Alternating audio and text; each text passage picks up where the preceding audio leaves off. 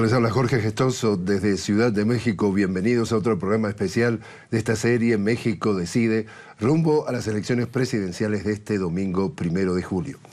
Y para ayudarnos a poner en perspectiva justamente este proceso electoral y lo porvenir, nos acompaña el prestigioso periodista Pedro Miguel. Pedro, gracias por estar con nosotros. Gracias a Telesur por la invitación y a ti, Jorge. Pedro, anoche cierre de campañas y en el Estadio Azteca, el candidato que según todas las encuestas está liderando, Andrés Manuel López Obrador, en ese acto se escuchó esta frase que es parte del himno del partido Morena, partido de AMLO, como le dicen. Dice una de las frases del himno: si este pueblo se organiza, no nos gana Televisa. Televisa es la mayor cadena de televisión de México. ¿Qué es lo que está diciendo? ¿Qué es todo lo que hay detrás de este concepto? Yo creo que fue una profanación, porque fue la expresión de valores de un movimiento que ha sido sistemáticamente obstaculizado por el poder hegemónico, político, empresarial y mediático del que Televisa forma parte, en un espacio, en un recinto sagrado de Televisa. Porque ese estadio es propiedad de Televisa. Propiedad de Televisa, sí. Entonces, la denuncia es que, o lo que se lee entre líneas, es que no nos gana Televisa, es no nos gana todo el poder que está, digamos, siendo el status quo, siendo la élite, siendo la oligarquía, siendo lo que ha venido gobernando este país por ejemplo, el PRI, 70 años corridos. Está diciendo todo esto, que si el pueblo realmente actúa, participa, se organiza, esto... El pueblo se organizó y tomó este espacio simbólico de Televisa. Y lo llenó el estadio. Lo llenó. Que hubo gente afuera. Hubo gente afuera, las masas irrumpieron en un emblema de enajenación, de hegemonía ideológica, y lo que se vio, creo yo, fue ya una especie de toma del poder. Esto es en el lenguaje de los símbolos, la toma del Estadio Azteca es la toma del poder, pero hay algo más, Jorge. Ahí dijo López Obrador: vamos hacer una reforma como la de Benito Juárez del siglo XIX, que separó la Iglesia del Estado. Nosotros vamos a separar el poder económico del poder político. Y al mencionarlo en el Estadio Azteca lo estaba llevando a la práctica, porque en otra circunstancia esta masa no habría tenido acceso al Estadio Azteca. Ahora le pagó una renta a los dueños del Estadio Azteca para hacer un mitin político de un signo absolutamente opuesto a esta confluencia cómplice y hasta delictiva de poder político y poder económico que ha imperado en México. Pero hay una lectura que me gustaría saber cómo la analizas tú. Quizás el Andrés Manuel López Obrador del 2006, que se presentaba, digamos, más de frente contra todas estas estructuras que ya existían, por supuesto, en ese año, quizás no hubiera pensado en alquilarle el estadio a Televisa porque podía darle urticaria acercarse. Es decir, ¿esto también refleja que podría estar dispuesto más a negociar con todo esto? Bueno, la historia se mueve y yo creo que López Obrador es un sujeto histórico que se mueve también, ¿no?, en sus apreciaciones, y las circunstancias cambian. Pero en 2006 se planteó un asalto al poder. En 2018 estamos viviendo el resultado de un asedio, de un largo asedio al poder. Claro que las circunstancias cambian, pero además se está en la víspera de inaugurar una cuarta república que requiere un nuevo pacto social y que desde luego requiere la inclusión de sectores que hasta hoy han sido parte de la hegemonía política, económica e ideológica que él sintetiza en algo que se llama la mafia del poder. Poca cosa, la mafia del poder. Entonces, ¿estamos frente a un cambio histórico, dirías tú? Absolutamente. Lo de ayer fue histórico. Las masas irrumpiendo allí son históricas. A mí me recordó inevitablemente las escenas de la revolución, de las huestes revolucionarias entrando a las haciendas porfiristas de lujo, como todo un emblema, con la diferencia, porque los tiempos tienen signos, de que hoy son masas pacíficas, que no llegan a destruir, sino a construir, a vivir y a convivir en un espacio que será privado, en el estricto término jurídico, pero que es un espacio público que debe ser plural y que no debe ser más un emblema de hegemonía ideológica. Para un público que no está familiarizado con las encuestas, todas dan una amplia ventaja a Andrés Manuel López Obrador, para decirlo de una manera muy llana: 50% de intención de voto a Andrés Manuel López Obrador, Ricardo Anaya del Partido Acción Nacional, el PAN, la derecha por el 20, 25, 27, el tercero que representa el partido precisamente que está en el gobierno, el PRI, estamos hablando de José Antonio Meade, por el 17%. ¿Qué dices tú que ha pasado anoche cuando cerraron las campañas el segundo y el tercero? ¿Qué pasó? ¿Cómo lo viste? Mira, las encuestas que no son Photoshop hablan de este escenario, ¿no? Porque ahora están sacando tanto Ricardo Anaya como José Antonio Meade encuestas que los ponen en primer lugar y que se las hicieron en no sé qué fotomatón. Como en el Mundial, jugando los descuentos ya cuando ya estamos en los 4 minutos adicionales. Claro, ¿no? Pero sí, en efecto, el consenso de estos aparatos demoscópicos es que Andrés Manuel está por arriba de la mayoría absoluta. Bueno, este escenario no se había vivido en México desde, si mucho me apuras, 1982. Estamos hablando de mucho tiempo, de 30 y tantos años. ¿Qué pasa con el segundo y el tercer lugar? Que no sabemos cuál es segundo y cuál es tercero porque hay un empate. Es que son dos expresiones de lo mismo, son dos fracciones de un solo partido, que es el PRIAN. Y que en esta ocasión, por muchas razones, algunas anecdóticas, otras de interés, etcétera, llega dividido a la elección. Pero que si las juntaras, no juntarían, no reunirían la fuerza electoral suficiente para derrotar a... ¿Y eso se demostró anoche en esos cierres de campañas de estos dos partidos? Una expresión de este estado de ánimo, de este espíritu mayoritario, se vio en el Azteca, no solo por su masividad, sino por la participación que hubo allí. ¿Quiénes se juntaron allí? Se juntaron luchadores sociales de la base de la pirámide social, campesinos. Se juntaron allí empresarios, se juntaron allí personas que vienen de la derecha tradicional, se juntaron activistas de la izquierda de toda la vida, defensores de derechos humanos, ambientalistas, activistas de las causas de género. Un abanico. Un abanico, es decir, hay una nueva mayoría ya conformada. Esto es lo importante. Ahora, tú decías, están jugando los descuentos en este partido que nos quedan pocas horas prácticamente, nuevas encuestas para tratar de influenciar. Pero también está el temor de que se produzca una vez más la práctica de siempre, la compra de votos, el prender fuego las casillas, etcétera, etcétera. ¿Cuán preocupante para ti es la posibilidad de un fraude, o la ves que es un hecho que se aproxima? El fraude está en curso. Desde hace meses el fraude está en curso. El régimen no puede cambiar de reflejos. Ha estado haciendo fraude de muchas maneras, de manera propagandística, de manera organizativa. Acaban de descubrir a unos tipos con $1 millón en efectivo camino a la sede del PRI. Hace 2 semanas en el Estado de México asaltan un autobús de gente que había ido a vender su voto y lo asaltaron los mismos que les estaban comprando el voto. Hay videos, hay audios, hay todo de que esto se está haciendo porque está en los genes del PRIAN, del PRI, del PAN y del PRD, que era el partido de izquierda, que fue también comprado por el régimen. Es un régimen tricápite ya, fíjate, porque en la Ciudad de México es el PRD el que compra los votos. Y estos operativos están en curso. ¿Le pueden robar la novia el domingo? O sea, ¿le pueden soplar la fiesta que no gane? Y yo creo que no les alcanza para torcer el resultado de la elección presidencial. Por mucho que hagan, no tienen ya el aparato, no tienen la fuerza. Y el margen, ¿no? Es tan amplio. El margen, y además, mira, para hacer un fraude se necesita credibilidad. Y el régimen no tiene ninguna. Pero creo que el fraude sí puede hacer mucho daño distorsionando las elecciones locales. Las elecciones para municipios, las elecciones para legisladores locales o federales, para gobernadores. Allí el fraude está operando a todo lo que da, a todo vapor. Te invito a hacer una pequeña pausa, Pedro. Estamos hablando con Pedro Miguel, un prestigioso periodista del diario La Jornada, justamente aquí en Ciudad de México, en este programa especial rumbo a las elecciones presidenciales del domingo. Hacemos una pausa y enseguida regresamos.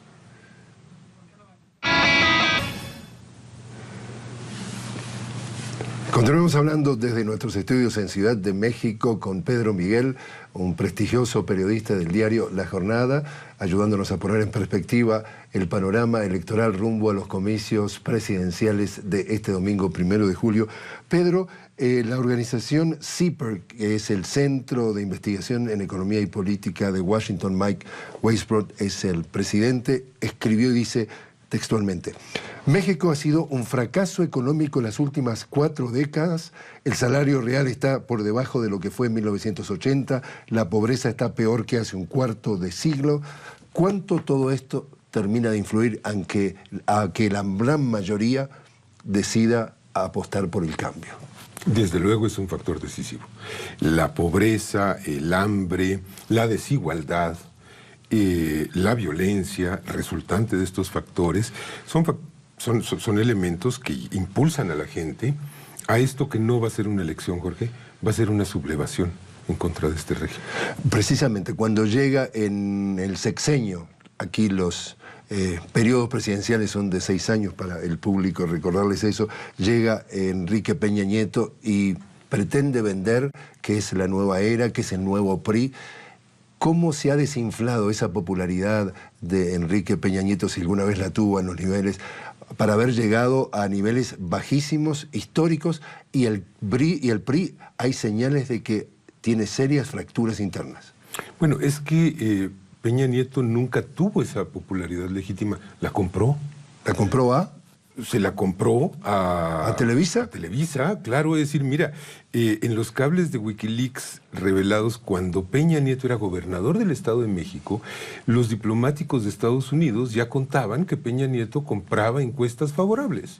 Siempre lo ha hecho. O sea, no ha cambiado mucho desde los grandes partidos. Es cartón piedra, es escenografía. Esto se iba a derrumbar. ¿Y qué piensas tú de las fracturas internas, de que hay serias pujas entre facción del partido que maneja Enrique Peña Nieto, que quiere seguir al frente de la conducción del partido, y los priistas de vieja guardia? Yo creo que la fractura importante no está dentro del PRI, que es uno de los componentes del régimen, sino entre el PRI y el PAN, que son las dos vertientes históricas de este régimen neoliberal, oligárquico, que tiene 3 elementos de continuidad: impunidad, corrupción y respeto absoluto al consenso de Washington. Estamos hablando ahora de que el domingo puede ser, como tú dices, un cambio de página, un cambio de era. ¿Qué pueden ser lo que se puede esperar de los grandes desafíos? ¿Cuánto de lo que escuchamos, que se promete, se puede poner en práctica y cumplir? Depende de la sociedad, de hasta dónde quiere llegar la sociedad. Se va a abrir una circunstancia muy propicia para consecución de reivindicaciones sociales muy viejas. ¿Qué va a hacer López Obrador? Algo muy simple: combatir la corrupción a fondo en la administración pública, mantener la austeridad y actuar conforme a la ley. Esas 3 cosas que parecen baladís, que parecen obvias, que parecen tontas, en México son un programa de subversión, porque estamos ante un régimen que no cumple con la ley, que es profundamente corrupto y que gasta algo. ¿Y los subversivos lo matan directamente con un arma o lo matan políticamente poniéndole la cáscara de banana para que patine y no pueda ejercer ninguno de esos programas? Desde luego va a haber una resistencia feroz en muchos ámbitos, pero por eso se está construyendo un nuevo pacto social, con un sector muy importante del empresariado. Es decir, hoy en día, por ejemplo, se tiene al empresariado de Nuevo León, una buena parte de ese empresariado, se tiene al norte del país, que la izquierda nunca había penetrado electoralmente en el norte. Monterrey y compañía. Monterrey, Chihuahua, Coahuila, Sonora, Baja California. Se tiene un importante sector de la clase media que siempre es miedosa, la clase media, ¿no? Es decir, siempre está temiendo que alguien llegue y le altere el panorama y no pueda pagar sus deudas del mes entrante. Entonces, ese pacto social yo creo que va a ser decisivo y determinante para enfrentar a estos sectores que van a torpedear, desde luego, los propósitos de transformación. Hablas del empresariado. El empresariado mexicano, directamente conectado con los intereses comerciales con Estados Unidos, México, tercer socio comercial de Estados Unidos, y se proyecta como ganador un señor que es progresista, izquierdista, que de alguna forma no parece calzar en los grandes intereses de un gobierno como ya planteado que es Trump, que está tratando de renegociar el Telecan a su favor.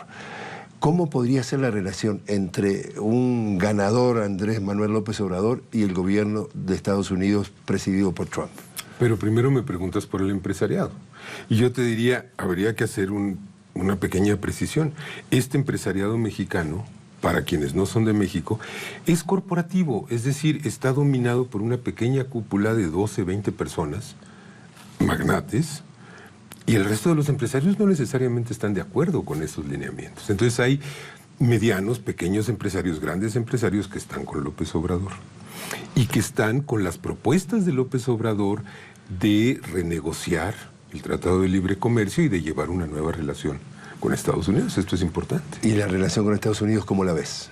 Mira, yo creo que lo que nos ha mostrado Trump es que él termina cediendo y frenando su ímpetu agresivo ante actitudes dignas. Esto es muy importante verlo. Cuando hay dignidad en la contraparte y en el interlocutor, Trump no es el loco furioso, barbaján, majadero, que es con la gente temerosa y pusilánime, como lo es Enrique Peña Nieto. Ahora, en caso de que gane AMLO, ¿sería, te pregunto, un cambio de marea en la geopolítica de América Latina, en donde hemos visto que con la caída estrepitosa de los precios de los recursos naturales, como dicen en inglés, de los commodities, el progresismo ha tenido al menos un tropezón importante? ¿Cómo podría influir, si de alguna manera, este triunfo del progresismo en México? Mira, hay un fenómeno muy curioso y es que la parte norte de Latinoamérica y la parte sur de Latinoamérica parecen caminar como péndulos inversos. Y cuando en México hay regímenes progresistas, nacionalistas, soberanistas, allá tenemos dictaduras y luego pasa al revés, y acá caemos en ciclos neoliberales infernales cuando allá están floreciendo los Kirchner y Lula y Dilma, etcétera, ¿no? Bueno, parece que una vez más se cumple este ciclo, ¿no? Y que en México vamos a un gobierno progresista cuando Sudamérica está muy desarticulada en lo que fue la década pasada entre Venezuela, Argentina, Brasil, Ecuador, Bolivia. Y tenemos en los dos gigantes, en Argentina y en Brasil, gobiernos oligárquicos. Pero yo creo que México va a proyectar, como ha proyectado a lo largo de todo el siglo XX, ¿no? Un parámetro de política exterior, de política económica, que le va a servir a los hermanos de América del Sur para reformular sus propuestas soberanistas, populares, de bienestar, el estado de bienestar, y recuperar el poder.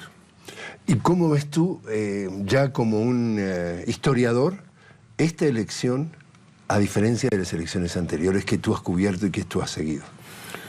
Reitero lo que te dije, esto no es una elección, esto es una sublevación. Pacífica, legal, electoral, pero sublevación. Es decir, hay un sector mayoritario del pueblo dispuesto a deponer a un régimen. En el caso de los partidos, por decirlo de alguna manera, tradicionales, el PRI, el PAN, el PRD, ¿es esto qué? ¿El final, una nueva etapa? Porque definitivamente si sumamos los tres partidos tradicionales prácticamente no llegan. No dan. Y no llegan a los votos que tendría este agente de cambio. Claro, se tiene que reformular todo el escenario partidista de México, porque aquí tenemos un problema. Fíjate tú, Jorge, tenemos partidos que son empresas, que son pequeños conglomerados de colocación, agencias de colocación, de obtención de privilegios, etcétera, y que han perdido totalmente la ideología. No hay diferencias ideológicas de fondo entre el PRI, entre el PAN y entre el PRD, y sus pequeños satélites, desde luego, menos. ¿Cómo juega el narcotráfico? Es decir, estábamos hablando durante esta semana y hay definitivamente, por lo menos, inquietudes de que regiones dentro de México, en donde incluso el Instituto Nacional Electoral dice, vamos a tener que pedir permiso, porque en definitiva esa gente está gobernando esos sectores. El narcotráfico está votando, y está votando no con votos, sino con balas. Es decir, hablamos de 30 y tantos candidatos asesinados en este proceso electoral. No es solo el narcotráfico, hay rencillas internas de un poder que es tremendamente delictivo también, ¿eh? Los caciques, los viejos Los caciques, claro, esto funciona, sigue funcionando, sigue operando. Pero mira, hay algo muy importante. Así como un gobierno le concesiona la seguridad de un aeropuerto a una empresa privada de seguridad, el gobierno mexicano le ha concesionado a los cárteles la seguridad pública de muchas regiones, la procuración de justicia en muchas regiones. Así de horrible como te lo digo, suena. Así es, ¿no? Es un proceso de descomposición muy preocupante y desde luego el narcotráfico juega y vota de una manera criminal. Pero creo que esto no va a alterar el resultado general de las elecciones. Por último, de todo lo que está pasando, Pedro, ¿a qué es lo que tú le vas a estar poniendo atención el domingo a lo largo de toda la jornada, hasta la medianoche?